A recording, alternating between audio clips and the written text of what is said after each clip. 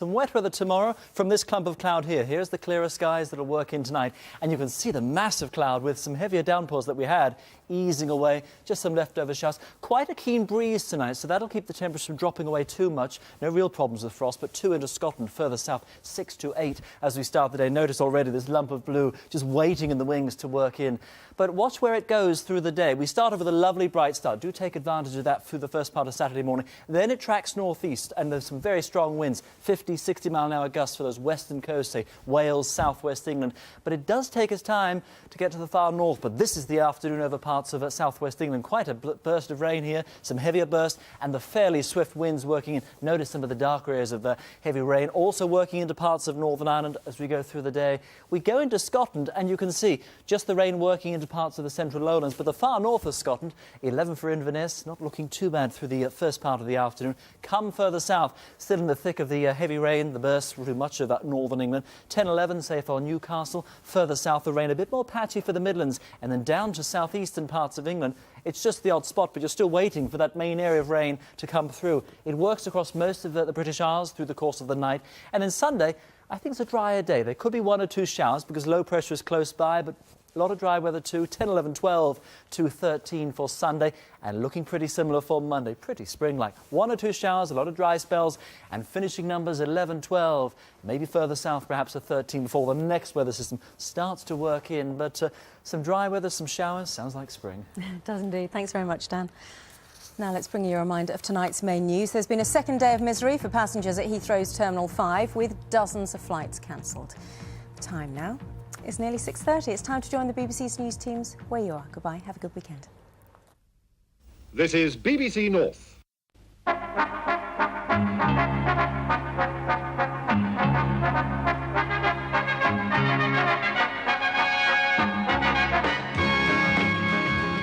Hello and welcome to this very special edition of Look North. My name is Khalid Aziz. And I'm Sue Wilkins. And in a moment, we'll have all the news for you. But tonight, we're celebrating 40 years of Look North. We hope you remember us. You'll certainly know these two.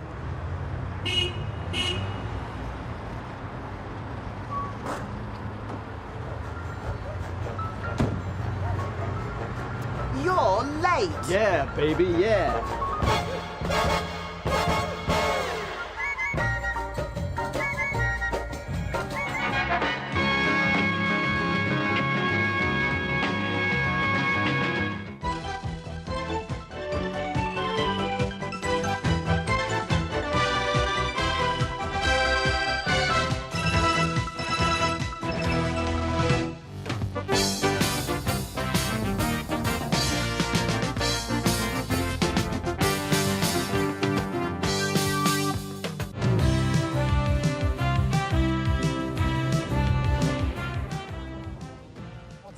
Austin Powers outfit. That really was Austin Powers at the start of the show, believe it or not. And I missed it. I'll tell you something, this particular area of the National Media Museum sums up really what Look North's all about. The history of television, a bit further back than 40 years perhaps, but that, I think, is a rather interesting little screen, Look isn't it? at that Bakelite television. I remember something very similar to that one in my day, in the 60s and 70s.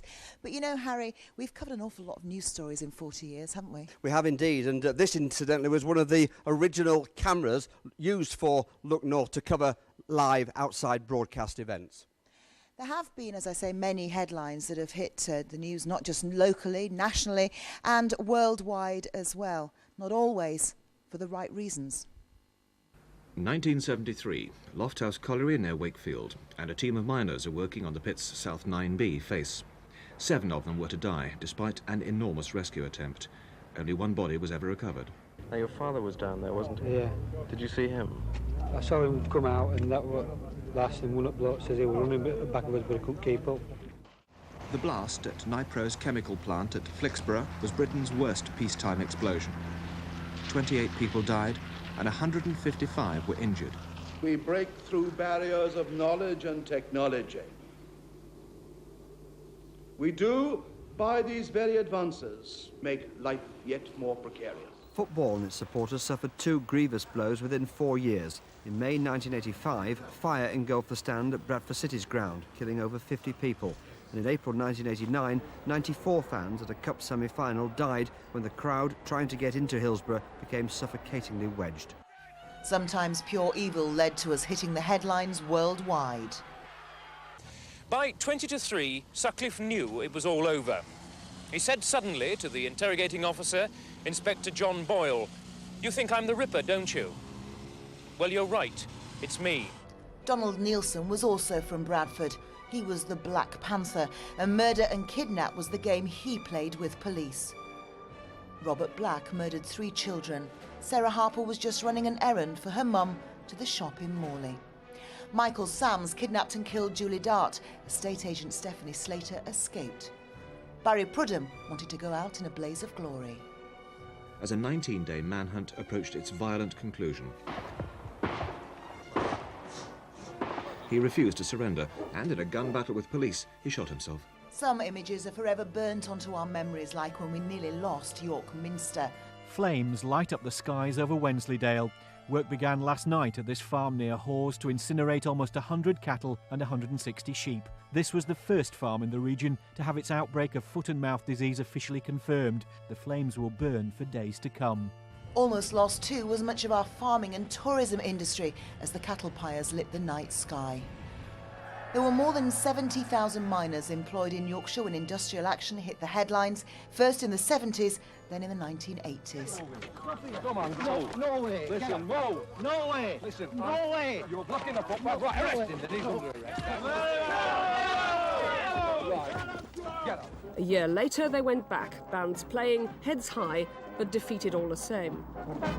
Only 1,000 miners remain in work. January the 2nd, 90,000 men from the Iron and Steel Trades Confederation and more than 14,000 from the National Union of Blast Furnacemen stopped work at all state-owned steel plants in Britain and turned on the corporation that had offered them just 2%. Where once there were more than 90,000, 3,000 steel jobs remain. There were 50,000 wool workers and thousands more employed in the garment industry. Now most of the mills are closed and much of our clothing comes in from abroad. Yes, times have changed in the 40 years since Look North first came on air in 1968, and with it, much of our industrial landscape. Then again, perhaps not. Some things, it would seem, will never change. Thank goodness our stoicism will always live on.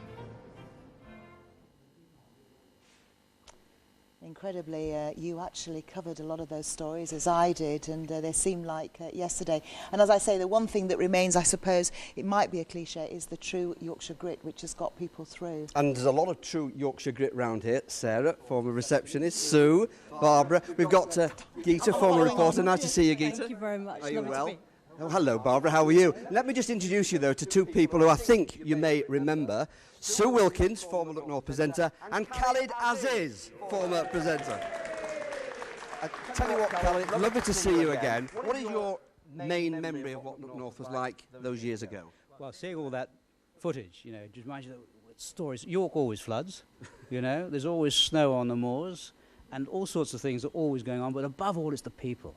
I mean, this is the best region of all the 13 regions. And when I moved down south, they just weren't the same, you know. Up here, they were just fantastic people, and they were always up for talking to Luke North. I always remember we even had a family called North, and they named their firstborn Luke.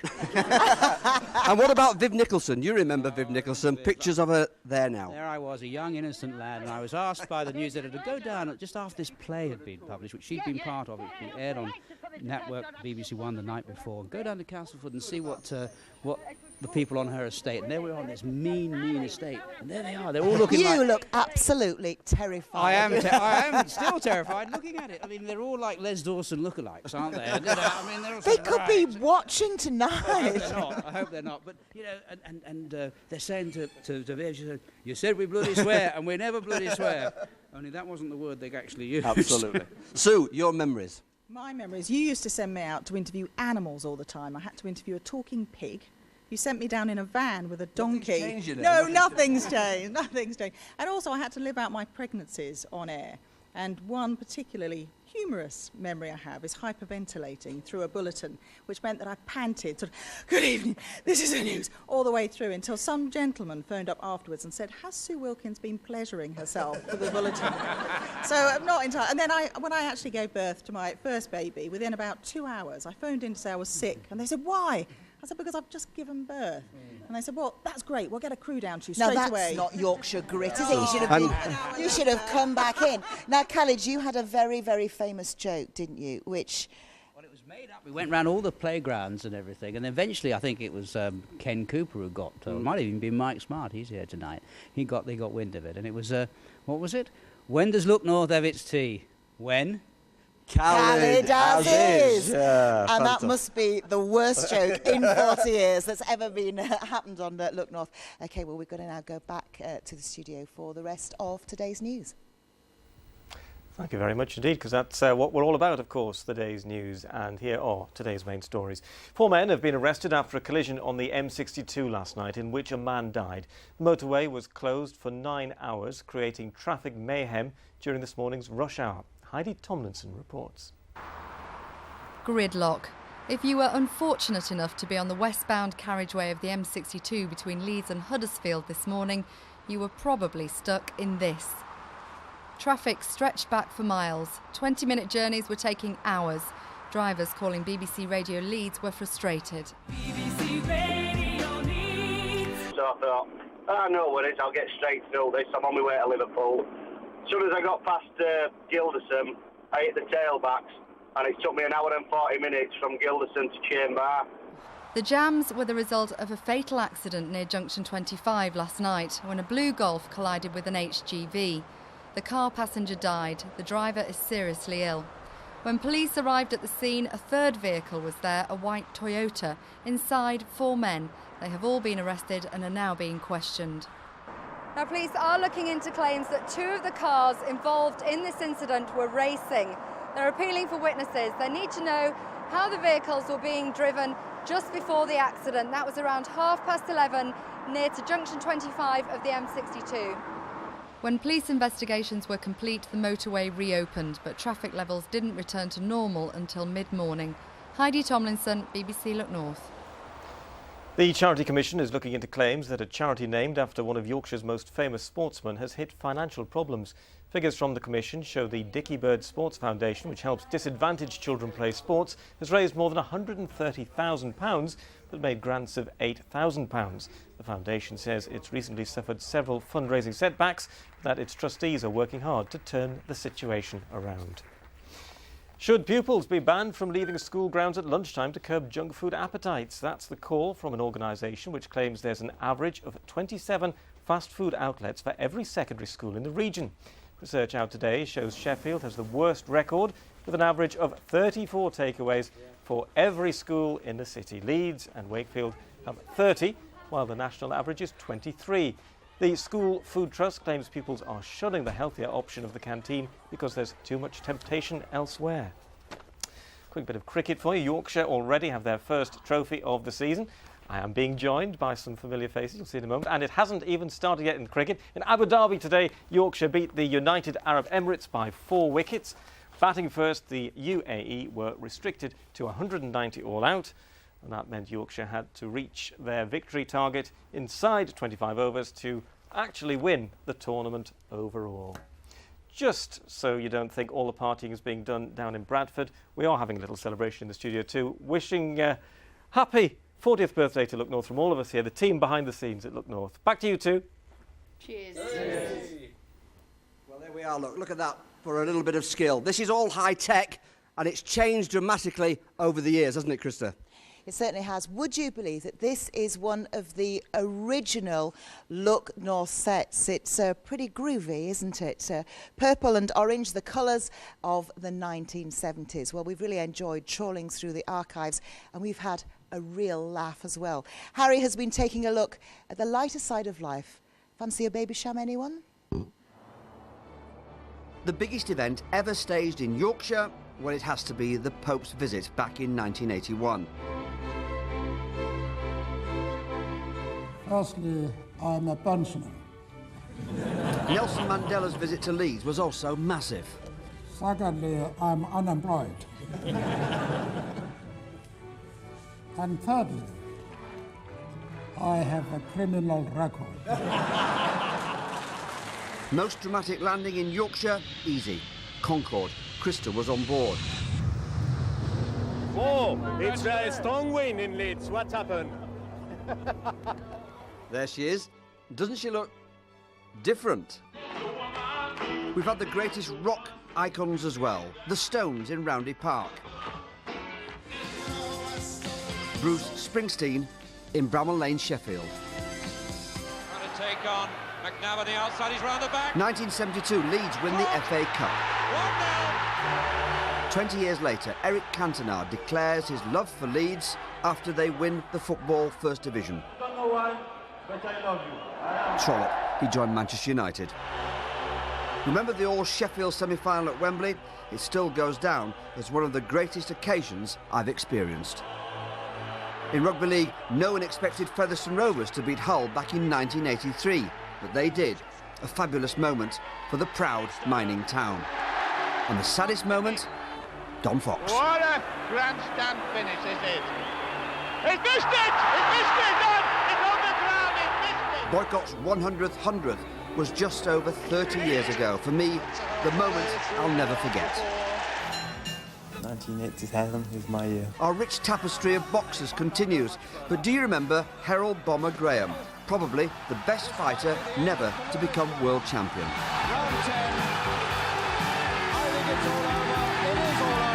Our finest Yorkshire moment in snooker? Well, it's got to be Joe Johnson. The crowd here at the Crucible are going mad. The most remarkable world final I've ever seen. On the outside, so much remarkable Yorkshire talent. Henry Moore in 1980, talking about where his inspiration came from. The slag heaps, the lovely landscape 2 or 3 miles outside Castleford that one can find. All this, of course, has a tremendous formative point in one's whole life. Bradford's David Hockney is probably the world's richest artist. And who can forget Alan Bennett when he returned to the soon-to-be-demolished school he used to go to? The predominant emotion is indignation, really, and anger, indeed, that a building of this quality should be being torn down. So many moments to savour, but forgive me, one stands out as the funniest I have ever seen on television. Mike Smart. Up other drugs users who were... sorry. Just stop a minute. I'm running out of breath there. Mr. Brian Walsh QC opening the case for the prosecution. No, I'll try again. You're going to plug him into him. But they're still in the dock, facing... Sorry, I'll get this right this time. I like to get these first in. When a well-known professional criminal and drug user was supplied with drugs. Sorry, I've got the wrong page. Okay. No, that's wrong. I'm getting there. 3 of the other 5 officers on trial were also cleared for not doing too well, are we? Dunsmore was said to have pressed cannabis supplied by 2 of the defendants into the hand of a 22-year-old pop fan who... Oh, no, I can't...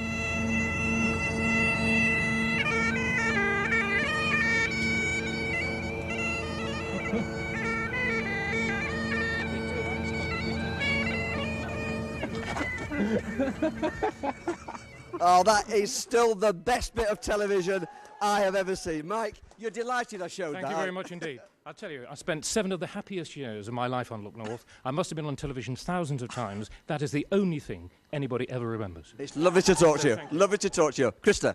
We've got people here who are also celebrating 40 glorious years. I hope they've been glorious years. Let me introduce them very quickly, or they can introduce themselves. Sue. Tracy. Gavin. Barbara. Sue. Oh, 2 Sues, right. All Look North fans, obviously, all wrote in saying, that's funny, I'm 42, but can I introduce you now to 2 of the ladies there. There was a bigger group of them, but just 2 have come here. 2 of the nicest ladies, from the nicest group of ladies I have ever met in my 30 years as a journalist. You've got to recognise them, even though they've got their clothes on. That's Angela and it's Chris. Yes. Now, if you cast your minds back, how long ago since the original calendar? It's nearly 10 years. No. Mm-hmm. 1999. Yes. When we launched it. And we don't look a day older, do we, You Krista? certainly don't. You certainly don't. But I remember doing the first interviews with you, and you were saying we'll sell 500 if we're really, really lucky. That's right. How many did you sell? Oh, we've sold nearly 500,000, I think, all in all. And how much money have you actually raised? It's about 1.8 million so far.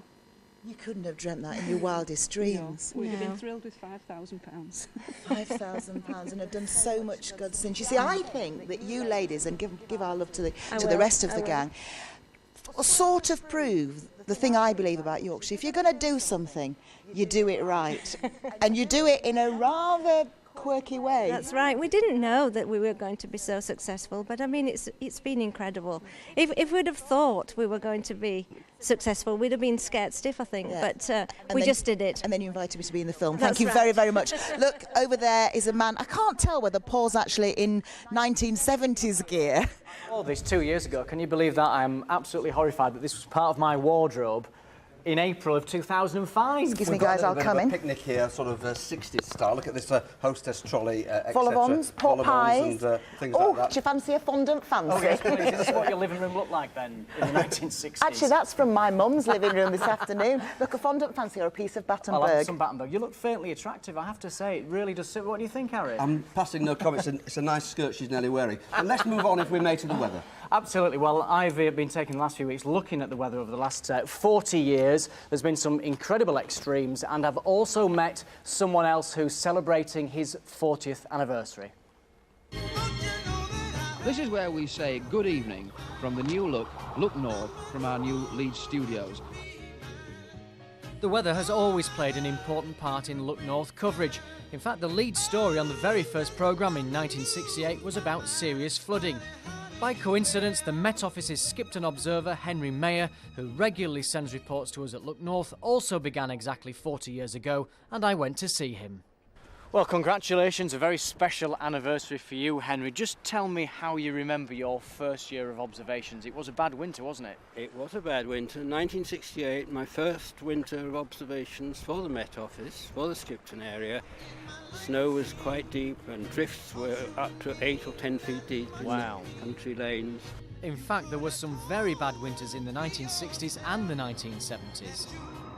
With this blizzard on top of the heavy Boxing Day fall, there were now drifts of 15 and 20 feet. Motorists were advised to take no journeys whatsoever, not even essential ones. Hundreds of villages were isolated. So just tell me, there must have been some good weather here in Skipton. The drought sticks in your mind of 76. Yes, the drought of 76 was a lovely summer, very hot summer.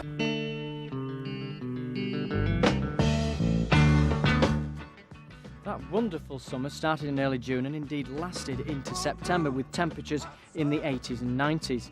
It indeed turned out to be one of the worst droughts in living memory. Bad news for local umbrella companies, but good news for some.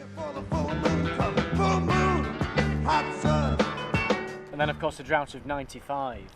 The drought of 1995 was very severe. It went on into the winter and into 1996. Yorkshire seemed to have a very, very dry spell there. Other parts of the country had rain, but we just didn't get any, and the reservoir was nearly empty again then. Are you testing by cutting the water off? No, no, madam, no. Is that a promise? Yes, it is. Yes, because if not, I'll have your guts for garters. We started Look North with floods in 1968, and 4 decades on, it seems that nothing much has changed. The biggest news story of last year was the unprecedented flooding that affected our region. But in fact, widespread flooding used to be caused by snowmelt. Now it's down to the volume and intensity of rainfall, a sure sign of how our climate has changed in the last 40 years. Well, it has been an incredible 40 years for weather. One thing that has changed, we've never asked for children's pictures up until around about 5 years ago. Now, this is the way it used to be done, and your response to my request on Tuesday has been absolutely fantastic. So I've got a minute to get through all your children's pictures. So we'll start with Hannah Perry. This must have been taken or painted last weekend when we had all that snow. Georgia Clark, a beautiful picture there. Matthew Bean, he thinks it's going to be windy at the weekend. His guess is as good as mine. Damaris Edgemole, Fern Hawkridge, I like that. Sunshine and showers, that's a very good forecast at the best of times. Daisy Dixon, some snowmen there from the last weekend. Laura Ellis, again, the theme of sunshine and showers. Now, I like Emma's picture there, suggesting some strong winds this weekend. And Benjamin, that's a beautiful picture of Brimham Rocks. I'm not so sure it's going to be as settled as that. Then Jodie Davis and Shalanda Rushworth, get your washing out. That's what Jodie's picture suggests. That might be a good idea for the morning. Now, we've managed to reconstruct the weather graphics from 25 years ago. And I know what you're all going to think. Why can't we bring the symbols back? Well, write to the editor. He might be able to answer that. But this is the way it looked around about 25 years ago. And tonight's forecast, just like this, there'll be some showers around, especially in more western parts of the region. Those will gradually clear into the North Sea. It's going to be a very windy night. Some of the showers may well be wintry over the higher level routes, but eventually they should fizzle out and we'll see lowest temperatures around about 2 or 3 degrees. So there is a chance of a touch of ground frost. So let's have a look at the old graphic for tomorrow. It looks as though Saturday morning is going to be very nice indeed. A lot of sunshine, especially towards the east coast. But I think from the word go, clouds will be thickening into Pennine areas. During the morning, it clouds over from the southwest, so the sunshine sort of leaves the east coast. During the early part of the afternoon, we'll see patchy rain perhaps into Bradford by mid to late morning, and that rain will sweep across all parts of Yorkshire, I think, through the afternoon. Now, West and North Yorkshire may well get some heavy rain in there, whereas East and South Yorkshire will see only light and patchy rain, and it may be quite late in the day before it actually reaches the North Midlands and western parts of Lincolnshire. Another very windy day. The winds will be strong, veering round to the south-southwest, backing around to the south-southwest, should I say, and we'll see temperatures around about 9 or 10 degrees. And then Sunday, the outlook chart for Sunday, this is how it used to be done. None of these fancy symbols, just a bog-standard chart that said sunshine and showers. The clarity is there, isn't it? And it looks as though those showers will die away through the course of the morning. Sunday afternoon becomes bright with some sunshine and temperatures around about 12 degrees. Early next week, sunshine and showers. By the middle of next week, high pressure means settled weather is at last on the way. Back to Harry and Krista. Thank you very much indeed, Paul. A lovely story. Brian Baines, you'll remember Brian, don't you?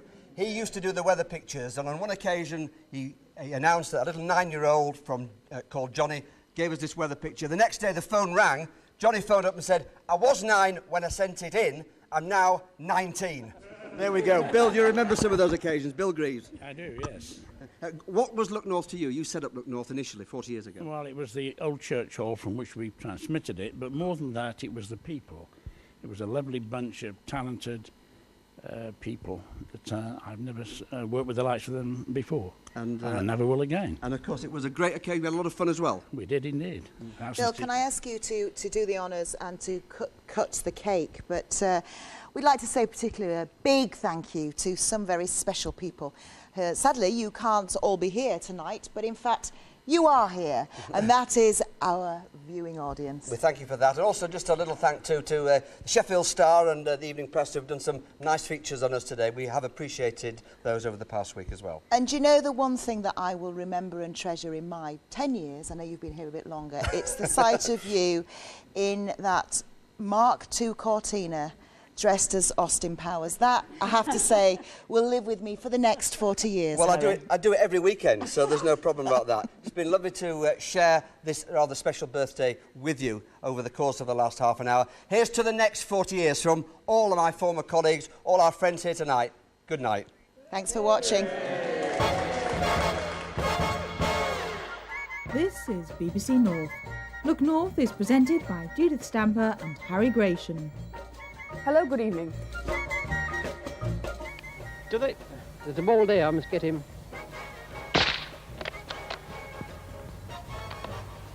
Do you think? That's got him. How on earth can you lose something that big? Well, as you can see, she's quite large, but we did actually gain to lose her. Now then, slither into the weather. Rename it Krista, it'd be very apt, don't you think? Why? Why? What did you say? No, come on, why? You said big, fat and slimy. And you do realise I am kidding, so we'll get straight. With the latest on the Labour MP thrown out of Parliament after filling her erection expenses. A fine bank holiday.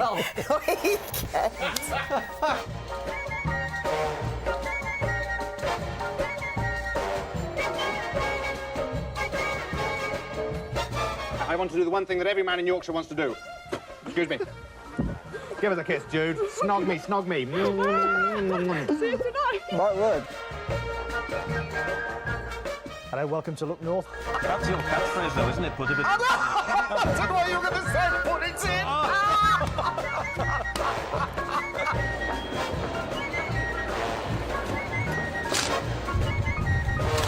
Thank you very much.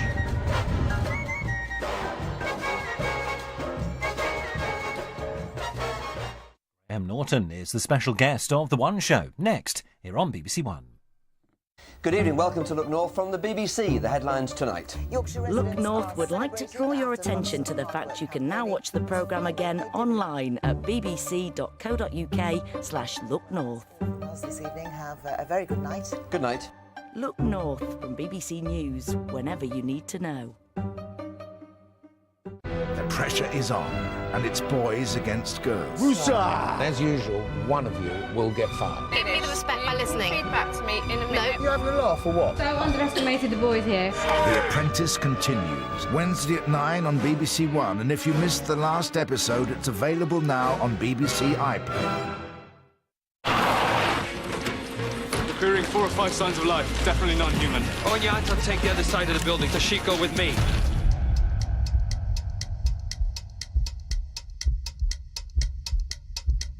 Snap. Tour Drill, tonight at 9 on BBC Two. The one to watch tonight. That Sean Slater is so rude. He is so full of himself. He's insulting. Sounds irresistible. EastEnders at 8 here on BBC One.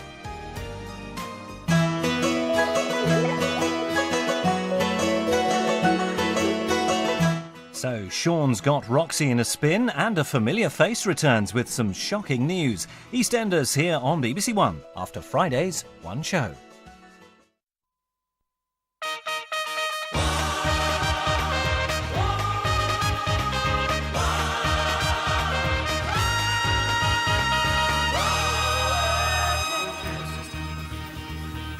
Hello and welcome to The One Show with Adrian Childs. And Christine Blakely, and tonight a showbiz heavyweight, the face of light entertainment. It's Graham Norton. Yay! We have a thoroughly thoroughbred Claire Balding. You better give her some applause as well. Plus our green woman, Lucy Siegel, our science man, Michael Mosley, and Cracker the Labrador. And may I just say that we've taken to Graham instantly. He's the one person in the world who likes this table. Since I'd take it, if you don't want it, I'll You have want it. this table? I like it. Nobody likes it. Really? Yeah. I mean, It's all I'd yours. finish it, but... Yes. and clean it. Yeah, Obviously. but other than that, it's lovely. A lick of paint, yeah, okay. We'll start with that dog, Yes, shall we? that dog, yes, Cracker. We begin with Cracker. Claire's been doing a series for us on smart dogs, and Cracker is one smart dog. He can find stuff that catches criminals. Every week in this country there are 2,000 arson attacks. 20 schools are set on fire and 2 people die. But in the constant battle to fight the fire setters, there is one secret weapon.